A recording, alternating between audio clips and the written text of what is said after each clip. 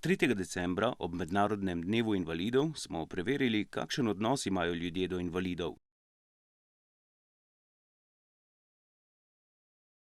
Statistični podatki kažejo, da je med prebivalci Evropske unije skoraj 16% invalidov, v Sloveniji je vsak 13. prebivalec invalid.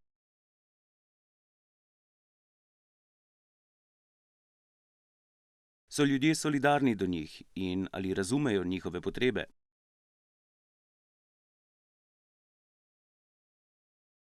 Jim priskočijo na pomoč, če opazijo, da jo potrebujejo? Ljudi smo vprašali, ali imajo dovolj informacij o gluhih in naglušnih, da bi lahko razumeli njihove potrebe.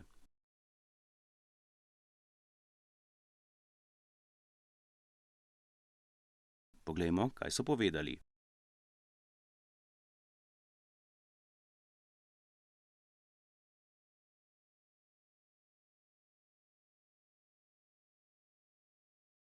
Ja, takem recimo, ki so ovirani pri hoji, recimo pri vstopu na avtobus ali pa pri prehodu čez cesto, ne, ker so bolj počasi gibljivi, to ja. Drugem pa ne. Ja, vedno, ko vidim, da rabi, pristopim in pomagam. So pač ljudje različne invalidnosti oziroma ali je to omejitev v gibanju, ali je govorno, naglušno, slepi, ampak vedno z mejo previdnosti. Ja, seveda, gibalno ovirani v glavnem. S temi se največkrat srečamo. Pač pridržimo vrata ali pa nekaj takega. Ja, meni se je tudi že zgodilo, sem tudi gibalno ovirano, gospo z vozička pobrala, no. To je bila tudi ena zgodba, ki pol nisem razumela, zakaj je bilo njej bolj neroden, kot mene, ne, ker sem ji hotela pomagati. Tako da je pa zanimiva zadeva, ker včasih človek hoče pomagati in v bistvu tudi te osebe so pol nekako hvaležne, ampak po drugi strani se pa to lahko vsakemu pripeti, no. Tako da ni nič sramotnega. Sem, ja. Moj oče namreč ima s hrbtenico probleme, pa smo imeli v družini to. Ja, ali da sem ji pomagala kaj razumeti, ali čez cesto, ali kaj takega, vsakdanje stvari, ne? Skuhala sem mu kosilo, pa peljala psa na sprehod. Ja, sem v domu starejših občanov, sem delal invalidov društno, so se pogovarjala, enkrat tedensko so se dobivala, mi malo opisal njegovo življenje, tako da sem mu polepšal tisti trenutek, tisti dan.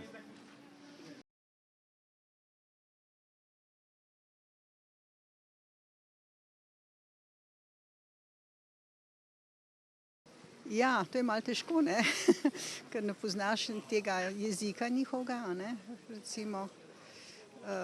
Ne vem, kako bi to pomagala. Jaz bi najraje verjetno kar napisala na listek, recimo, ne, če bi se to dalo, ne, če bi bila to možnost. Na cesti je pa to težje, ne. Recimo, malo bi ga že pocukala verjetno, ne, pa skušala se sporazumeti, se včasih pa gre, a ne. Jaz mislim, da bi ga objela, prijela za roko in odpeljala nekam izven nevarnega prostora. Ja, verjetno bi se jo dotaknila, pa pokazala, da je nevarnost z rokam. Pot pokažeš ali pa kar mogoče zdaj kar sabo vzela pa probala skupaj iti s to osebo, no, da bi vedela, da je nevarna ta oseba. Ja, na miren način bi poskušala mu prikazati zadevo, da se ne bi ustrašil in ga poskušala pomagati mu ven iz požara. Ja, bi šla k njemu, bi ga zavlekla za roko ali bi mu pokazala, pridi. In mislim, da mogoče bi mogli imeti kakšen video utrip ali zdaj oni dosti uporabljajo telefone in se lahko s svojimi znaki sporazumevajo, tako da mogoče bi imeli kakšno luč, ki bi jih opozorila prav za take nevarnosti. Mahala bi, napolno, okej, ja, gestikuliranje, mimika, to, ja.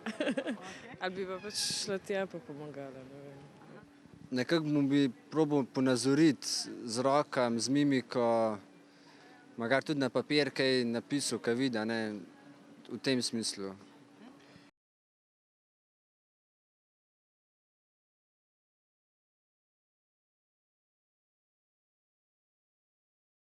Jaz mislim, da smo. No. Tako, če bi recimo ocenjevala moj krog, ne, ljudi v mojem krogu so strpni. Oziroma bi bili strpni, a ne, na vsak način. Jaz mislim, da bi se lahko bolj potrudili. No. Ja, sem tudi tega mnenja. Ja. Lahko bi se bolj strpnosti, mislim, na momente se zdi, da se nam da, takrat, ko imamo svoje probleme, pa pač včasih pozabimo na te stvari. No.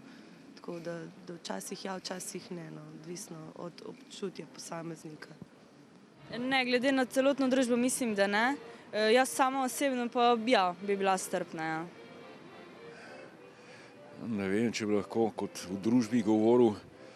Mislim, da vsak posameznik je tukaj tisti, ki se mora nekaj sočuta do človeka vzeti, malo časa si vzeti, malo potrpljenja in da je to tisto. Ne. Družba mora funkcionalno nekje sistemsko stvari urejati. Ne. Mislim, da smo bolj ignorantski do tega. No.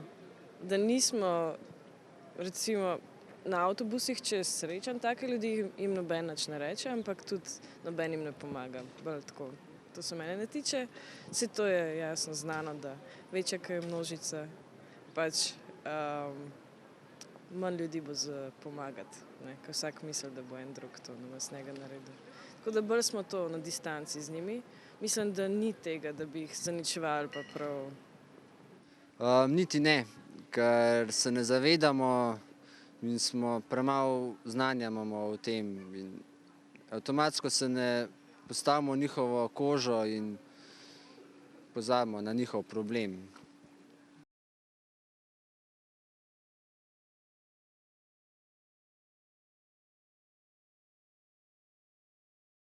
Jaz mislim, da družba potrebuje še veliko osveščanja na tem področju, da zaznajo dejansko ljudi, ki se ukvarjajo, živijo med nami tudi z takšnimi drugačnimi motnjami.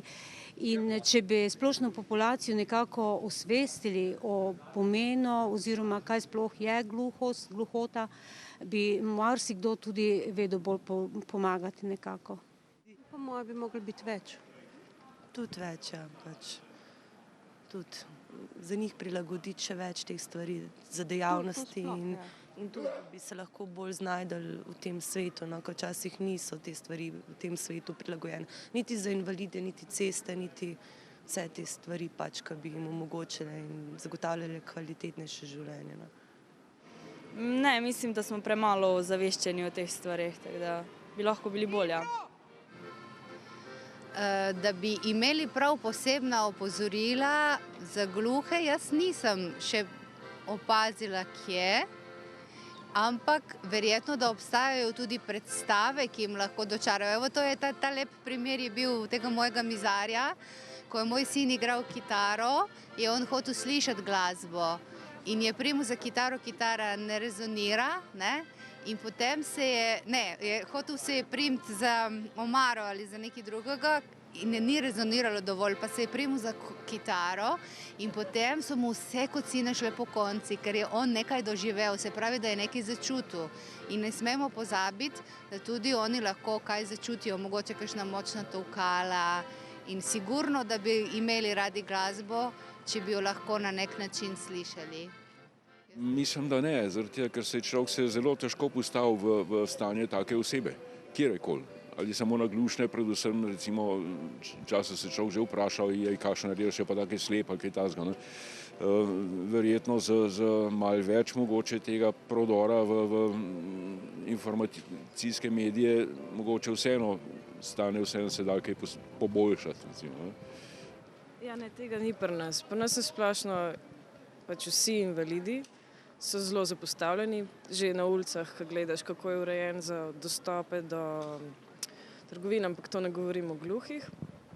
Je pa res, da tudi v šolstvu ni zadostno, ni dovolj. Čim si gluhonem, nimaš dostopa do prave izobrazbe, takoj si zapostavljen, lahko greš pač par služb je na voljo, ne? In za tisto se moraš odločiti, kar je zelo žalostno. Odgovore ljudi, ki so sodelovali v anketi, podpirajo tudi statistični podatki. Zaposlovanje invalidov v Sloveniji je tik pod evropskim povprečjem. Zaposlitvena stopnja invalidov na ravni Evropske unije je 47,3%, v Sloveniji pa 47%.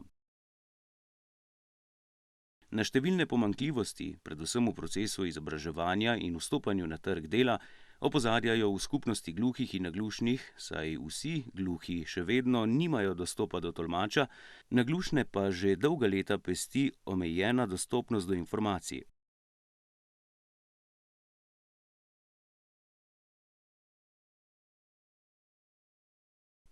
Svet za invalide je ob letošnjem mednarodnem dnevu invalidov nosilce političnega odločanja pozval, da prispevajo k načrtnemu uresničevanju konvencije o pravicah invalidov, v kateri je zapisana pravica invalidov do polnega in enakopravnega vključevanja in sodelovanja v družbo.